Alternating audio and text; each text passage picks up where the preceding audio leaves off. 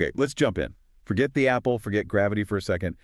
Picture Isaac Newton, not thinking deep thoughts, but actually getting slapped hard across the face by his uncle. Oof. Yeah. And that physical pain, in that moment, it wasn't just pain. It was like something inside him fundamentally cracked. That's kind of our starting point today. It's a really visceral image to kick things off. And the source material you shared, Mark Manson's book, Everything is Fucked, specifically Chapter 3, well, it uses that exact kind of intense, raw experience. It really does. And it uses it to launch this, honestly, pretty wild idea. Totally. He basically takes Newton's laws of motion, bedrock physics, Right. and tries to apply them to our emotions, to our inner world, Yeah. which is unconventional, to say the least. Definitely. And that's our mission for this deep dive, right? To unpack these Sure. Newton's laws of motion, as Manson calls them, and this other idea he floats, emotional gravity. Exactly. We're trying to figure out, based on the book, why we feel what we feel, why we act the way we do, how our past really shapes who we are now. It's like trying to get a look under the hood, see the code running our own emotional operating system. And it all starts with Newton's backstory, or at least Manson's telling of it, this emo Newton idea. Yeah, let's get into that. The source really digs into Newton's childhood. It sounds rough. It does. Fatherless from the start, then his mom leaves him with his grandmother, later shipped off to an uncle who, well, wasn't exactly the warm, fuzzy type, apparently. And that backhand from the uncle, the source highlights it as this peak moment of pain, layered on top of feeling abandoned, unwanted. And the book makes a point that it wasn't just physical pain, right? For a kid, especially one already feeling rejected, that kind of thing feels like proof. Proof that there must be something wrong with him, inherently flawed. Why else would all this keep happening? His feeling brain, as Manson puts it, just soaked up that pattern. So while the real Newton's thinking brain was out there calculating planetary motion and inventing calculus... Yeah, casual Tuesday stuff. Right. Manson imagines this parallel version, emo Newton, who turns that same obsessive, analytical mind inwards. Towards himself. Towards people. Towards people, yeah. He becomes this intense observer of human behavior, maybe like a survival skill learned from trauma, Hypervigilance turned into data collection. Okay, so what does emo Newton find when he observes everyone so closely? Well, according to Manson's narrative, his main takeaway was pretty bleak. People are liars. Constantly. Malicious liars. Not necessarily out of malice, the book says. More like they lie to themselves first. They hold these ideas about who they are or what they value that just don't match up with how they actually feel or act. Huh. So self-deception is the default. Seems to be the idea. And emo Newton, seeing this everywhere and feeling the pain of it, his conclusion, trust no one. Absolutely no one. Wow. He even apparently joked, darkly, that his personal gain was inversely proportional to the distance squared from other people. Keep away, stay safe. Isolation was the answer. Which, yeah, kind of mirrors the real Newton's later life in some ways, doesn't it? All that isolation. It does make you wonder. But even in this imagined story, emo Newton still had this huge ambition. He wanted to figure out the physics of the human heart. Calculate the trajectory of men's hearts, the velocity of their pain. I remember reading that. It's intense phrasing. It is. The force of their values, the mass of their hopes. He wanted a unified theory for human emotion, basically. And that leads us to his log of emotion. Let's tackle the first one. For every action, there is an equal and opposite emotional reaction. Mm-hmm. What's this moral gap thing about? Okay, so the idea is that pain, any kind of painful action, creates this imbalance, a moral gap. Think about that punch from the uncle again. Right. You get hit. Instantly, there's a gap. You feel wronged, the victim. The hitter is the aggressor, the wrong one. One feels superior, one inferior, morally speaking, in that moment. And it's not just getting punched, is it? The book says stubbing your toe counts. Yeah, or like losing your house in a flood, or even just losing a game you felt you should have won. Anything that feels unfair, undeserved, creates that gap, that sense of this shouldn't be. Okay, so the gap opens up. Then what? Then come the emotions, powerful ones. And their purpose, according to Manson, is to push us towards equalization, to close that gap, restore the balance. Ah, so that's where deserving comes in. If you get punched, you feel you deserve to hit back or at least see justice.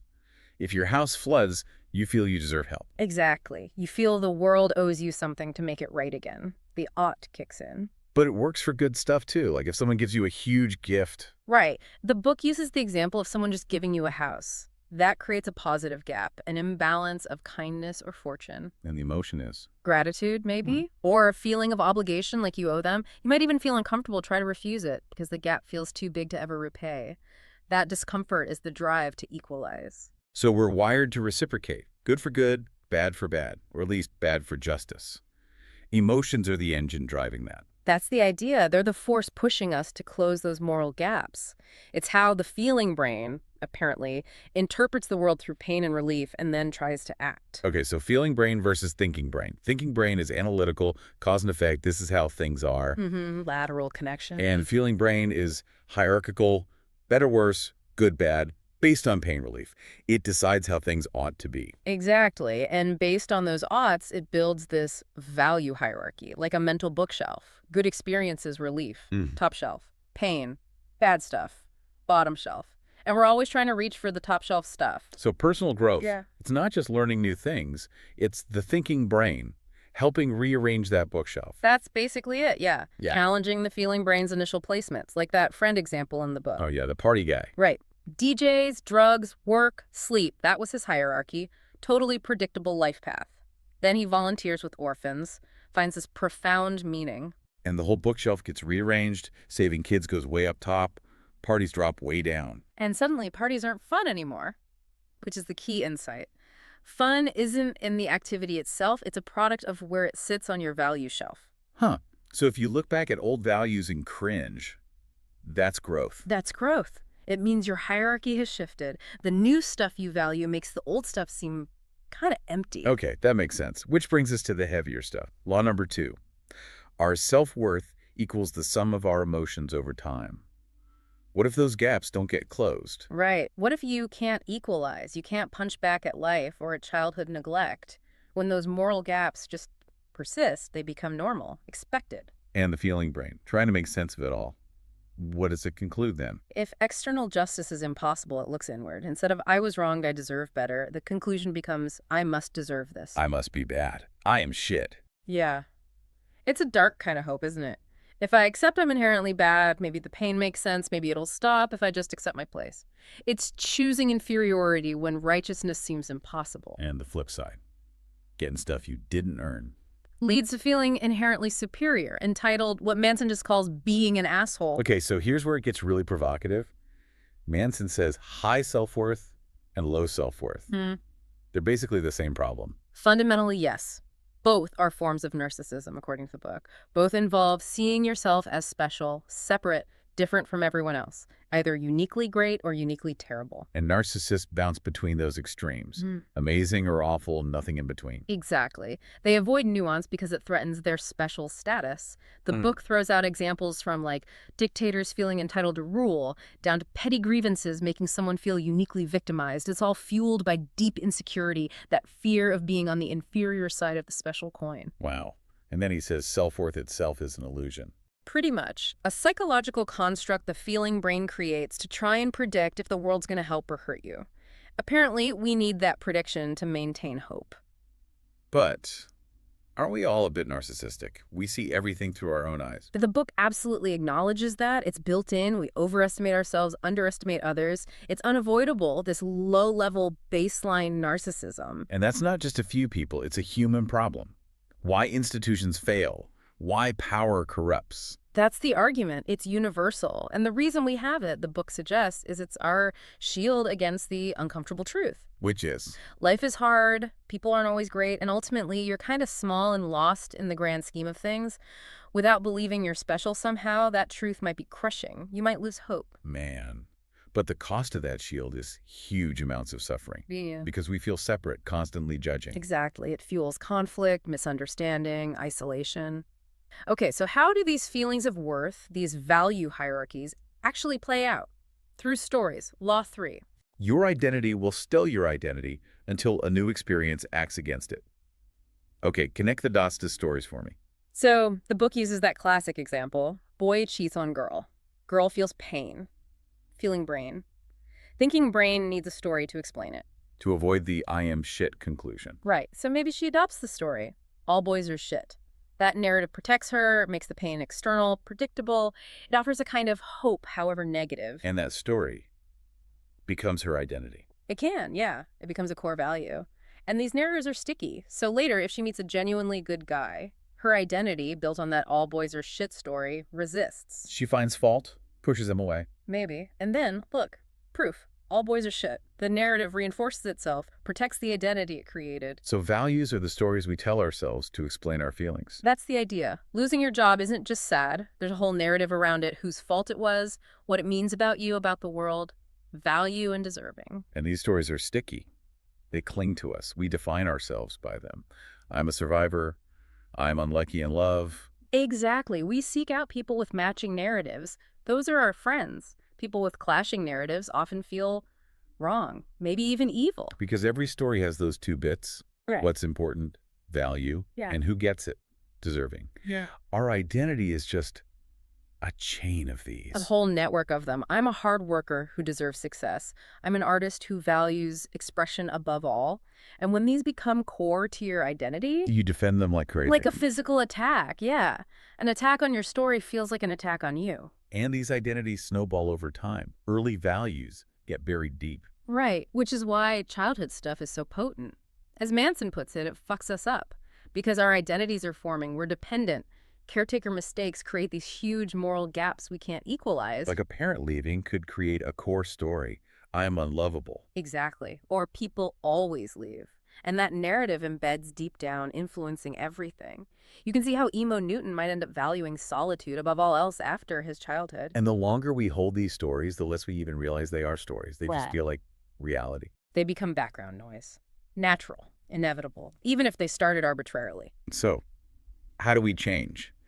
If identity is this sticky snowball of old pain stories. The source says only one way, really. New experiences that directly contradict your core narratives and values. And that's going to hurt. Guaranteed. No change without pain, no growth without discomfort. It's stated very clearly because you have to challenge the stories that gave you structure, gave you hope, even if it was messed up hope. You have to grieve the old identity. Losing the story means losing the hope it provided. Yeah, you're dismantling your defenses. You're facing that uncomfortable truth again, raw. It's scary. Possible. The book offers ways, right, to work on these narratives. Two main ways. First, re-examine the past. Go back to those key painful moments and consciously try to rewrite the story. Like the cheating example again. Instead of all boys are shit, maybe? He was struggling with his own stuff, and it wasn't actually about my worth. Right. Adding complexity, nuance, seeing the other person's narratives. Over time, the old, simple, painful story might start to seem less powerful, less true. Okay, re-examining the past. What's the second way? Write the future. Actively imagine a different life, built on different values, a different identity. Visualization. How does that help? The feeling brain apparently doesn't track time well. So visualizing lets it try on new values, new feelings associated with a different future story. But it's not just fantasy, right? The book warns against, what was it? Masturbating to your current value. Yeah. Like if you value money above all, just fantasizing about yachts doesn't change anything. Fruitful visualization is imagining yourself not needing the yacht, feeling okay without it. It should feel a bit uncomfortable. Oh. Because it's challenging the current story. Exactly. The thinking brain uses what-if questions. What if connection mattered more than status? What if I didn't need external validation? You nudge the feeling brain. Or you can tell the feeling brain useful stories, like the Jocko Willink example, the Navy SEAL guy. Yeah, his story about the enemy training while he sleeps. Objectively, maybe not true, but it feels true enough to his feeling brain to generate the emotion, the drive to get up and train. It creates an illusion of self-control that works. So our past stories define who we are now. Our future stories define our hopes. And living them gives life meaning. That's the essence of it, which leads to Emo Newton's last big idea, emotional gravity. Okay, what's this? Values have gravity, like planets. They attract things. People. People, yeah. People with similar values get pulled into each other's orbits. Stronger values, stronger pull. That's why we form groups, tribes, communities. We orbit shared values. Exactly. People who love the same things, they love each other. People who hate the same things, they bond tightly too. And people with different core values repel each other. Or conflict. Right. This explains so much political divides, fandoms, nationalism. And Manson points out the true tragedy here. Most people want similar basic things, safety, food, connection. But the slight differences in our values, how we prioritize. Those differences generate huge emotional gravity, make the gap seem massive. Yeah, dooming us to conflict over relatively small variations in our value hierarchies. This scales up to cultures, nations. Totally. National identities are built on shared value systems. When these massive value systems collide, especially when people are willing to die for their top-shelf values, you get war. Which the book calls a terrestrial test of hope. The values that help a group survive and thrive, win, and get passed on. Brutal, but yeah. History is written by the victors, whose values proved most effective in that test. But Emo Newton, after figuring all this out, He realized he had a no orbit. He didn't value anything or anyone enough to be pulled in, or to pull others in, just calculation. Profound loneliness. a gravity well he couldn't escape with logic. Exactly. And like the real Newton, often described as grumpy and isolated despite his genius, Emo Newton remained miserable. His laws of emotion, unlike his laws of motion, were forgotten. A cautionary tale, maybe. Wow. Okay, so wrapping up this dive, Manson's giving us this framework.